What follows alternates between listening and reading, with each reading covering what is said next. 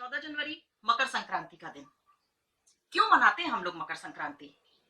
आप सब जानते हैं कि इस दिन जो सूर्य देव है वो अपने पुत्र शनि की मकर राशि में प्रवेश करते हैं, इसलिए इस दिन की बहुत इंपॉर्टेंस है। आज हम लोग चर्चा करेंगे 3 विषय पर। सबसे पहले हम सब ये जानते हैं कि भारत में अलग अलग प्रांतों में ये अलग अलग रूप में मनाया जाता है मकर संक्रांति का दिन, तो कुछ तो इंपॉर्टेंस होगी इसकी। तो आज हम चर्चा करेंगे इस बात पर कि ये दिन इतना इंपॉर्टेंट क्यों है। हम लोग बात करेंगे, हम लोग बचपन से छोटे से ये करते आ रहे होंगे, देखते आ रहे हैं कि आज के दिन तिल का दान का बहुत महत्व है, और हम में से बहुत कम लोग ये जानते होंगे कि आज के दिन तिल दान क्यों करा जाता है। तो इस विषय पर हम चर्चा करेंगे। तीसरा, सबसे महत्वपूर्ण, सबसे इंपॉर्टेंट जो चीज है, आप इस दिन की शुभता आप क्या करें कि आपको इस दिन का शुभ फल पूरे साल मिलता रहे। और अभी मैंने 3 बात कही, लेकिन चौथा भी आपके लिए है। चौथा आपको मैं एक बोनस टिप दूंगी, तो उसके लिए आप वीडियो लास्ट तक देखिएगा, और अगर चैनल को सब्सक्राइब नहीं करा है तो चैनल को सब्सक्राइब कर लीजिए। तो सबसे पहले हम बात करते हैं कि क्यों ये दिन इतना इंपॉर्टेंट है। इस दिन के लिए कहा जाता है कि इस दिन पूरा दिन इतनी पॉजिटिविटी होती है कि आप कोई भी नया काम शुरू करते हैं तो उसका शुभ फल आपको पूरे साल देखने के लिए मिलता है। अगर हम माइथोलॉजी की बात करें तो माइथोलॉजी में आप देखिए कि जो भीष्म पितामह थे, उन्होंने इस मकर संक्रांति के दिन को ही चुना अपना शरीर त्यागने के लिए। ये वही दिन था जिस दिन गंगा मां धरती पर आई और उन्होंने भागीरथ के जो पूर्वज हैं उनको तृप्त किया। तीसरा, गीता में भी कहा गया है कि जब सूर्य उत्तरायण होता है तो पूरी पृथ्वी प्रकाशमय हो जाती है, इसलिए ये दिन पूरी पॉजिटिविटी से भरा हुआ माना जाता है। चौथा, अगर इस दिन हम देखते हैं कि अगर किसी की मृत्यु होती है इस दिन, तो उसकी मोक्ष की प्राप्ति हो जाती है, उसका दोबारा जन्म नहीं होता। तो कितना महत्वपूर्ण है ये दिन, अगर हमारे जो शास्त्रों में कहा गया है उसके हिसाब से हम लोग समझे तो। अब बात कर लेते हैं एस्ट्रोलॉजी की, कि एस्ट्रोलॉजी के पॉइंट ऑफ व्यू से ये दिन हमारे लिए क्यों इंपॉर्टेंट हो जाता है। तो इसके लिए, जबकि हम सब जानते हैं कि जो सूर्य है और शनि है, 2 एंटी प्लेनेट होते हैं, है पिता पुत्र, लेकिन फिर भी ये एंटी प्लेनेट है। जहां ये एक साथ आ जाते हैं, इनके वजह से जो जिनकी भी कुंडली में ये होते हैं तो उनको काफी दुख जो है वो जीवन भर भोगने पड़ते हैं। लेकिन बावजूद इसके, क्योंकि सूर्य जो है वो मकर रहते हैं, मकर की राशि शनि की राशि होती है मकर, तो चंद ये जो सूर्य होते हैं ये मकर राशि में मकर संक्रांति के दिन प्रवेश करते हैं। तो फिर ये शुभ कैसे हो गया? तो इसके लिए हमारे जो कुछ पौराणिक कथा है उसमें इसका जिक्र करा गया है। तो मैं छोटी सी एक कहानी आपको शेयर करती हूँ, क्योंकि ये जानना भी हमारे लिए बहुत जरूरी है कि इसकी इंपॉर्टेंस क्या है और क्यों तिल का दान हम करते हैं इस दिन। इस कहानी से ही हमको ये चीज क्लियर होती है। तो होता क्या है कि ये कहा जाता है कि विश्वकर्मा की पुत्री संध्या, उनका जन्म होता है सूर्यदेव से। अब सूर्यदेव में बहुत ज्यादा तेज होता है, तो संध्या जो है उनके तेज से रहती थी। शादी के कुछ टाइम तक इनके 3 बच्चे हो गए थे, मनु, यम और यमुना। 3 बच्चे इनके हो गए थे, लेकिन संध्या अब भी इनसे बहुत, इनके तेज से बहुत ज्यादा घबराती थी। तो उन्होंने एक उपाय सोचा। उन्होंने क्या करा कि अपनी परछाई को उन्होंने अपनी जगह छोड़ा, जिसको इन्होंने छाया नाम दिया, और ये चली गई अपने पिता के घर, और वहां से फिर ये वन में तपस्या करने चली गई। अब छाया, सूर्यदेव को कुछ पता ही नहीं चला कि मेरे साथ ऐसा भी हो चुका है। छाया बड़े आराम से सूर्यदेव के साथ रहती रही, क्योंकि वो तो एक परछाई थी, तो उसको सूर्य के तेज से कोई फर्क पड़ता नहीं था। अब इनके जो है एक पुत्र हुए शनि। जिस समय शनि होने वाले थे उस समय छाया ने बहुत तपस्या करी, भूखी प्यासी रही, गर्मी सर्दी सब में इनका जो है जो इफेक्ट है उसका वो आ गया शनिदेव के ऊपर। तो जब शनिदेव का जन्म हुआ तो वो बहुत काले थे। अब उसको देख करके सूर्य जो है एकदम नाराज हो गए। उन्होंने कहा ये मेरा पुत्र तो हो नहीं सकता इतना काला। अब वो क्या है, बात बात पर जो है वो शनि को और छाया को दोनों को अपमानित करते रहते थे।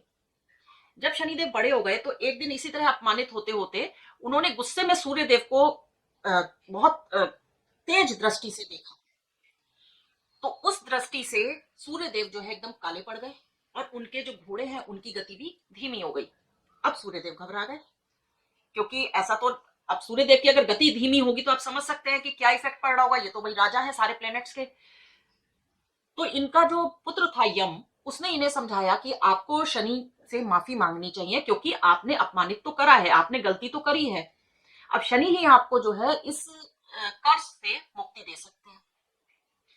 तो क्या कहते हैं सूर्यदेव, उनको शनि कहाँ शिफ्ट हो गए थे, वो अपनी मकर राशि में चले गए थे, क्योंकि वो इनके पिता के साथ रह नहीं पा रहे थे, वो बात बात पे उनका बहुत अपमान करते थे। तो शनि जो है मकर राशि में को ही उनका घर कहा जाता है। तो अब सूर्यदेव चले अपना थोड़ा सा, राजा थे तो थोड़ा सा उनके अंदर ईगो वाली चीज तो थी, लेकिन ठीक है, अब अपनी मजबूरी थी तो जाना ही था। तो वो चले आए मकर राशि में शनि के पास। तो जब वो मकर राशि में शनि के पास पहुंचे, तो शनि भी थोड़ा सा, पिता है, राजा है, हमारे घर आए हैं, तो उनको देख करके थोड़ा सा शांत हो गए, और उनके मन में आया कि मेरे पिता मेरे घर आए हैं, तो मुझे उनको कुछ ना कुछ अर्पित जरूर करना चाहिए। अब उन्होंने अपने आसपास देखा, कुछ उनको समझ नहीं आया, उनको मिले काले तिल। तो उन्होंने वो काले तिल जो है सूर्यदेव को अर्पण कर दिए। इससे सूर्यदेव बहुत प्रसन्न हुए। उन्होंने उसको, शनि को वरदान दिया कि जब जब मैं तेरे घर आऊंगा तेरे सारे कष्ट दूर हो जाएंगे। उस दिन से ही तिल को दान देने का जो महत्व है वो इस दुनिया में आया, और लोग इस दिन तिल का दान करने लगे। तो अब आपको क्लियर हो गया होगा, समझ में आया होगा कि इस त्योहार की क्या महत्ता है, क्यों ये पूरे भारत में मनाया जाता है, और क्यों इस दिन तिल का दान करा जाता है। अब आते हैं हम आपकी बात पे कि आप क्या करें जिससे आपको इस दिन का अच्छा फल मिले और सूर्यदेव आपसे भी प्रसन्न हो। तो मैं आपको राशि के हिसाब से आपकी बताऊंगी। तो आपकी राशि के हिसाब से मैं आपको बताऊंगी। आप अपनी चंद्र राशि देखिएगा, जिस राशि में आपका जन्म होता है वो आपकी चंद्र राशि होती है। तो आप चंद्र राशि अपनी कुंडली में देखिएगा। अगर किसी को नहीं समझ में आ रहा है तो आप कमेंट सेक्शन में अपना पूरा बर्थ डिटेल, आपकी date of birth, correct date of birth दीजिएगा, टाइम और प्लेस, ये आप मुझे सेंड कर दीजिए कमेंट बॉक्स में। मैं आपका चंद्र राशि आपकी क्या है वो मैं आपको बता दूंगी। तो इसमें हम एक एक राशि की बात करते हैं, आप देखिएगा, क्योंकि अगर आप अपनी राशि के हिसाब से दान देते हैं तो उसका आपको 10 गुना ज्यादा फल मिलता है। तो आपकी चंद्र राशि के हिसाब से आप नोट कर लीजिए कि क्या दान देना आपके लिए ज्यादा लाभकारी होगा, किसका आपको ज्यादा फल मिल पाएगा। मेष राशि को गुड़, काले तिल, मूंगफली, ये गरीबों को दान देना है या मंदिर में दान दीजिए। ध्यान रखिएगा कि पंडितों को, पुजारियों को दान नहीं करना है, या आपको किसी गरीब को ही देना है, या कोई गरीब आपको नहीं मिलता है तो आप मंदिर में दान दे दीजिए। वृषभ राशि, टूटे हुए चावल, साबुत चावल नहीं लीजिएगा, टूटे हुए चावल, काले तिल, इनको आप अलग अलग अपनी इच्छा अनुसार जितनी क्वांटिटी आप चाहें उतनी क्वांटिटी आप ले लीजिए और उसके हिसाब से आप दान करिए। मिथुन राशि को मूंग की दाल और काले तिल, ये दान देने हैं। कर्क राशि, सफेद तिल और टूटे चावल। सिंह राशि, गुड़ के लड्डू, गज्जक और काले तिल। कन्या राशि, कंबल, ग्रीन कलर का कपड़ा, या आप ग्रीन कंबल भी ले सकते हैं, और काले तिल। तुला राशि, सफेद कपड़ा, सफेद तिल और गुड़ की रेवड़ी। 2 तरह की रेवड़ी आती है, एक चीनी की आती है और एक गुड़ की आती है, गुड़ वाली रेवड़ी लेनी है आपको। वृश्चिक राशि, काले तिल, रेवड़ी और तिल के लड्डू। धनु राशि, तिल, गुड़ के लड्डू और चना दाल। मकर राशि, काले तिल, तिल के लड्डू और व्हाइट वाली रेवड़ी लेनी है, जो शक्कर वाली रेवड़ी होती है वो आपको लेनी है। कुंभ राशि, काले तिल, गुड़ के लड्डू और मूंगफली। मीन राशि, मूंगफली, तिल के लड्डू और गुड़।